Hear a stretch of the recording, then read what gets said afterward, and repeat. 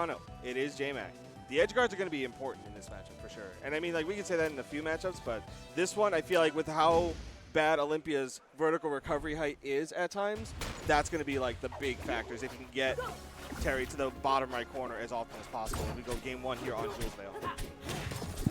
Keeping things as close to these platforms as possible. Jmac wants to flex the amount of pressure that Ranno can put on in his flat drop game plan. Like, character has so many different opportunities there, but his moving platform, while accessible, is also not going to be in every spot, especially you're put off stage on the other side. Special getup, but reverse fair into the bubble, into a front-facing forward. That's crazy. Oh, the up air tries for the conversion, gets the ledge grab. Jmac familiar with some offstage mix-ups and has another one right there, missing the down tilt, trying to pressure more forward, and Teri is absolutely never letting Jmac get comfortable in any offstage, platform, or grounded situation.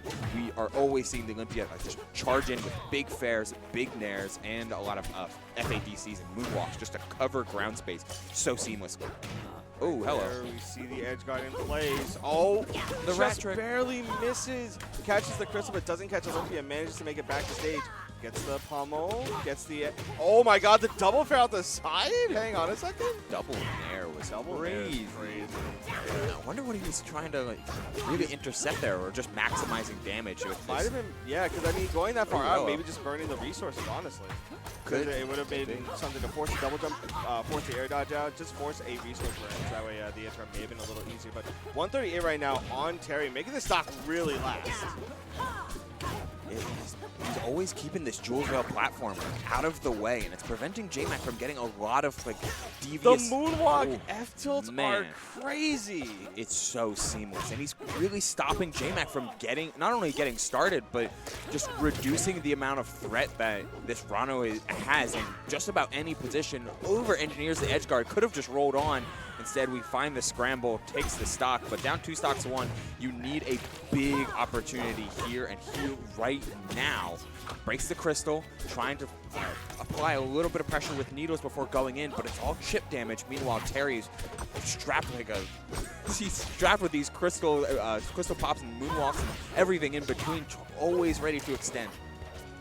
Right now, gets the crystal, but the great tech there is going to stop it from putting on too much damage. I think the big thing right now is that every hit that Teri gets just amplifies so much more than the hits that Jmac is getting right now, because extra credit on 79%, lapping in percent, and looking to honestly just take this to the 2 stock if everything goes according to plan here. Edgeguard once again. Grab. Not going to do the crystal break, but I see. I saw the vision. He wanted to dunk skim with that one. But again, F tilt, such a great 2-frame kill. The fact that you can 2-frame with F tilt and down tilt means that there's such a devious mix up there. If you hold in, you're getting down tilt straight up. You hold in, you hold out. F tilt, you're just flying off to the side. And a character like Ranno, whose recovery, while not bad, is very much, if you don't have a double jump, you can't dive kick cancel. Yeah, it's exploitable. It's a good mix-up to have in a situation like that. Just chipping away at the resources with the initial crystal toss and then covering ledge after that. I mean, we're going to a big stage for a reason. Jmac wants not only access to these platforms, but also just places to run away, places to reposition and reset, and never let Teri get an opportunity to start running his offense. But running his offense, Teri is absolutely doing. Trying to pop crystal, finds this up air, looking for more, but no dice. Instead, Jmac regaining some semblance of control. He is trying to scrap a lot more with Teri, which I think, while good, because Ranno also has good buttons to scrap with, it might, if you're not ready for what Teri's going to do, it might just want to paying the price. Okay, wait, actually. Yeah, you're not. Oh no! Calculated executive. Yeah, mind control. We're playing 2 stocks. It's fine. But yeah, a little mind control. People who know Zeke, mind control. Mind control apps. We were like, do you want to just reset? We were like, all right, you know what? I got you. Hang on. Okay, trying for some shield damage off of the fully charged focus attack. No dice. Instead, we're pushing forward to get the forward toss into the crystal pop. Good air dodge away, but reverse F tilt does put Jmac back on stage. Honestly, that's it. Not looking like the best thing that happened in that situation.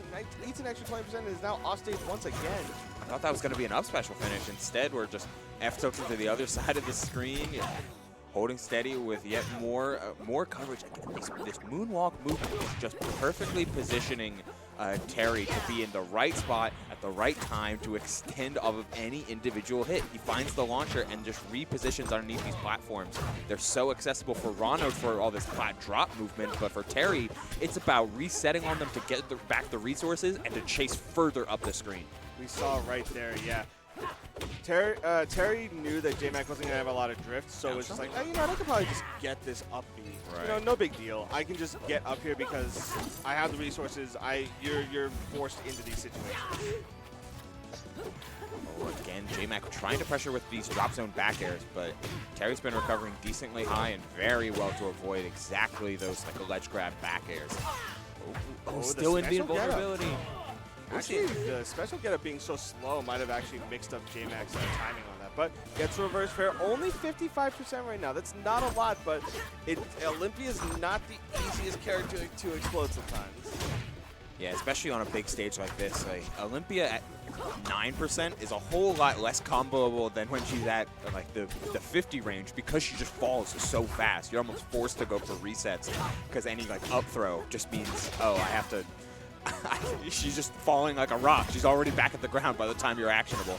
Yeah, oh, and the quick F tilt. Oh, yeah, we saw that forward, that strong hit of forward air. Didn't even like cause a knockdown. So he just slid Ollie off to the side a little bit, like, I got you, and then just whoop, right back over there already. Boom.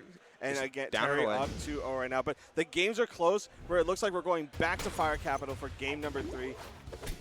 I do like that Jmac has been introducing more needles just in general, just to force those stray buttons that are being thrown out, even if they don't whip, just to tack on some extra percent. Because Poison Stacks, if you get the tongue read, it leads into a bubble, it leads into good damage. But even then, it shapes the mentality of how your opponent wants to play. You can find out if they want to play more aggressively, if they're going to be playing more defensively when those stacks are online. And then you can play around that. You have more knowledge about how your opponent wants to play, and you can condition them a lot easier. So I'm glad that we're seeing that a little bit more. Yeah, anything to take advantage of the range that you have. Like Olympia, while she can move like a cannonball, is a little bit stubby when you purely put hitbox for hitbox. Like Ranno can outpoke her. It's just a matter of, do you have the ability to keep that space that you want and to play that mid-range? And a nice mix-up from Jmac to get the jab out. The tech comes in and looked like he was right, just a little early. Jmac slightly off the mark, and then the reverse forward air going to put into a very offstage situation, threatening F tilt. Finds the tech that time though, yet not the second jab into the F tilt. Too high percent despite trying to floor hug through it, or got caught jumping off the ledge. Instead, Teri once again re-cements this lead, just been holding steady with the amount of control he's had over each game. Down throw shot coming in, goes for the down air, drive by, safe on block. So just kind of resets the neutral in that situation. And honestly, when you're off stage as Olympia, like 120. Yeah, there you go. That's it. That's that verticality that I was talking about earlier. Is that if you get them down low far enough, they can sometimes just die as early as 40%. Again, these low percents are harder to convert Olympia into the combos that you really want to at the low percents. Again, special getup. I love the mix in there for Jmac. We saw Teri challenge it the first time, which is the correct answer. Ranno's special getup does not have a hitbox. But if you're preparing for some sort of like jab lock or tech chase on the floor, then it can do it can add to that verticality like you've been saying, Akashi. We see a good challenge there off stage. Just trying to get back down, manages to do so, but percents are dead even basically. Oh, the command grab! Wow. Oh, the crystallize! He wanted good awareness to just keep holding out in that situation. Oh, and an even better recovery, forces into the bubble, but landed right back on the platform. Was stuck in a rough spot, but drop off the platform forward air. Again, Ranno, access to these platforms means playing on the ground is really, really deceptive. You always have to keep in mind for a plat drop, a million different options, whether it be up air, forward, especially forward airs and back airs as well. Finds the crystal pop, holds steady. Yeah. You can react every time to when the crystal breaks, especially at those high percentages. It doesn't need to be a read, and Teri knows how to play it patient to find the proper conversion. Moonwalk grab, but missed the up air after the up throw. Good up tilt. Even if it whips, it destroys the crystal, which is great because you don't want to be stuck in that zone even if you lose Olympia right next to you, just because it's basically the danger zone. You're basically holding shield 80% of the time until you can find a safe time to blow that thing up. Teri is terrifying. Like, he is running and covering this, like, he's, oh no! Ooh, he got there with that. And it goes into exactly what I was starting to say before Teri took that final stock with a ledge hog. He's always threatening a lot more space than what he's actually covering between, as we kept calling out, like the moonwalks, the grounded FADCs. It was these hard sprint forwards into dash backs. Just constantly move forward, cover back, or move forward, double down on going forward. It was a lot more coverage and a lot more threatened, controlled space than what was simply Teri's actual intended goal. But, you know, Jmac didn't know that. He had to play off of assumption and intuition and off of what has already been conditioned, which, unfortunately, in the final hour, Teri